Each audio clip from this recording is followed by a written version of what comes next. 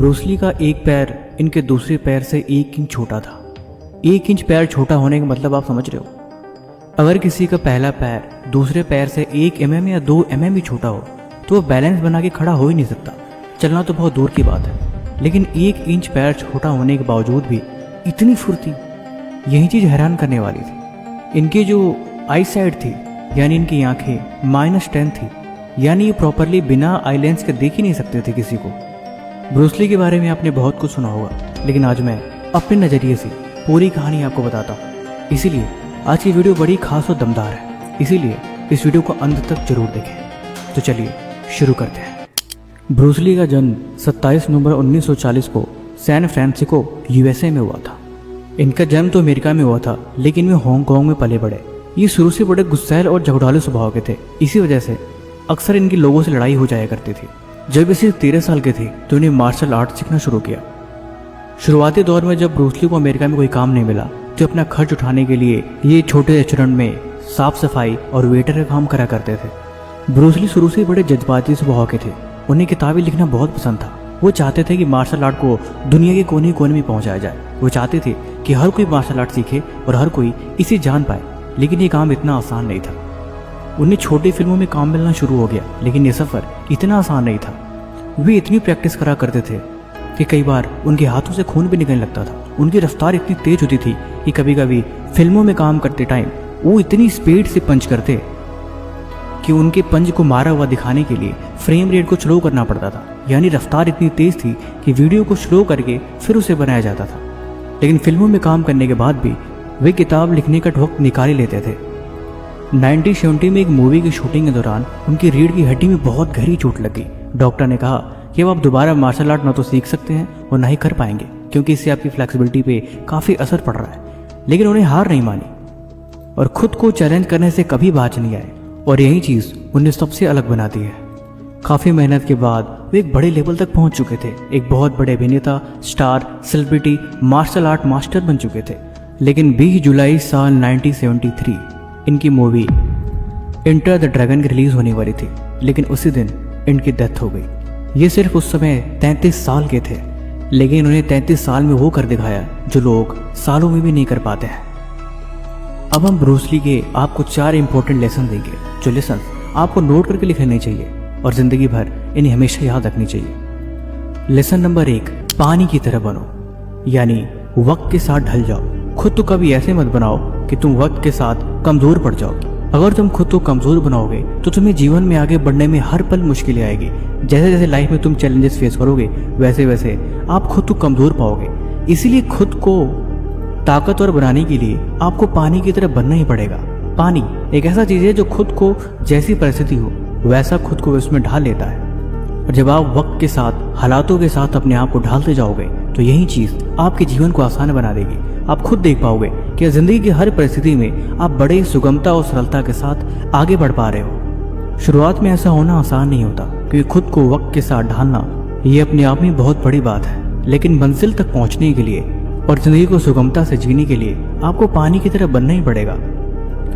सबक नंबर 2, सीमाएं सिर्फ आपके दिमाग में होती है। इसका मतलब यह है कि लिमिट, यानी आपकी जो क्षमता है वो आपके दिमाग में है। आपको खुद नहीं पता कि आप अपनी लिमिट से बाहर जाके सिर्फ देखोगे तो आपको दुनिया बहुत बड़ी दिखाई देगी।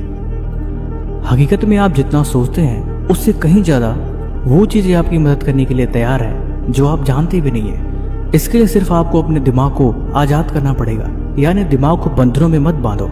अपने आप को भी मत बताओ कि आपकी लिमिट क्या है। सीखने की लिमिट, पढ़ने की लिमिट, आगे बढ़ने की लिमिट, यही चीज़ जब हम अपने आप को धारणाओं में बांध लेते हैं तो हम आगे बढ़ने से खुद को रोक लेते हैं।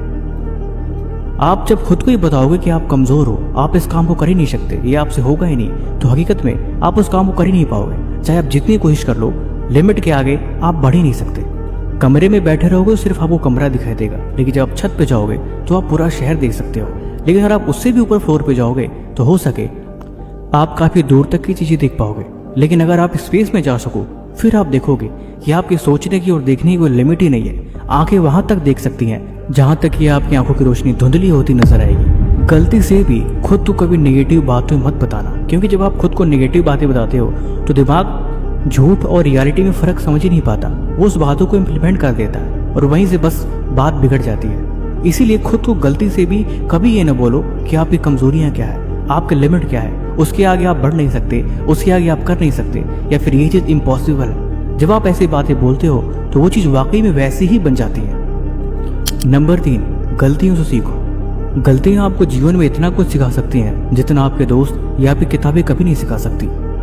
मैं तो कहूँ कि आप हर दिन कुछ न कुछ नई गलती करो, क्योंकि आप जितनी नई गलतियां करोगे आपको उतना कुछ ही सीखने को मिलेगा।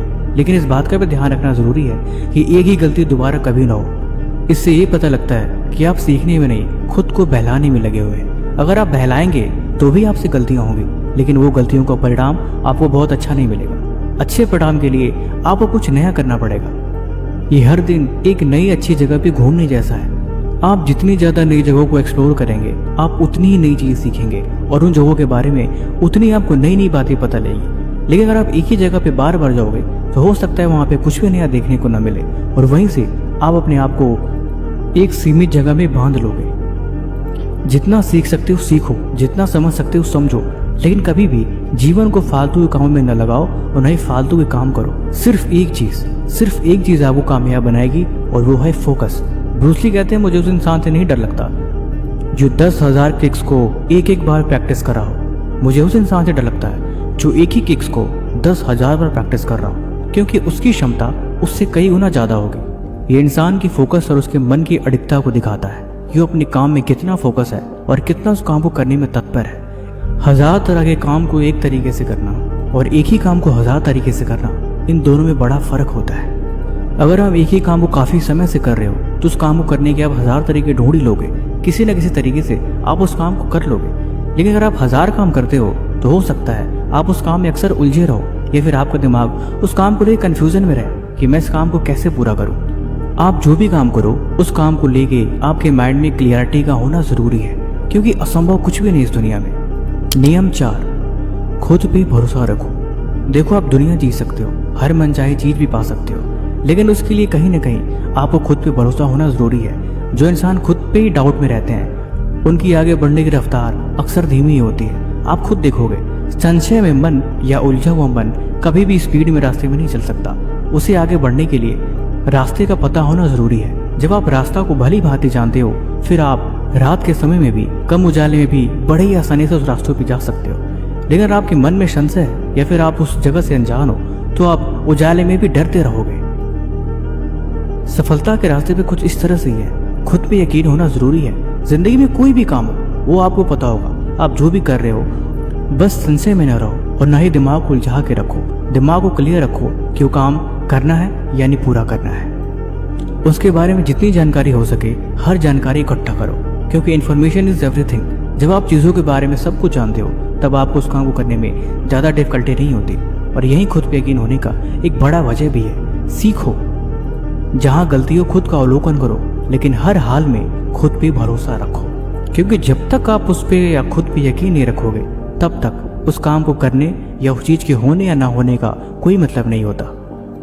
बाकी वीडियो आपको कैसी लगी आप हमें कमेंट बॉक्स में जरूर बताना। मैं विचार कर रहा था मैं अब उन लोगों की सीरीज लेके आने वाला हूँ जो जिंदगी में एक एक्सट्रीम लेवल तक सफलता को पाने के लिए मेहनत करी। मार्शल आर्ट्स, जेडाई सम्राट या समुराई योद्धा, ये इस तरह की कुछ फील्ड्स हैं जिनको करने में शरीर को काफ़ी हद तक तपाना पड़ता है। बाकी अगर आपको किसी और तरह का सजेशन चाहिए तो आप हमें बेझिझक कमेंट कर सकते हो। तब तक मिलते हैं हम आपसे अगले वीडियो में। धन्यवाद।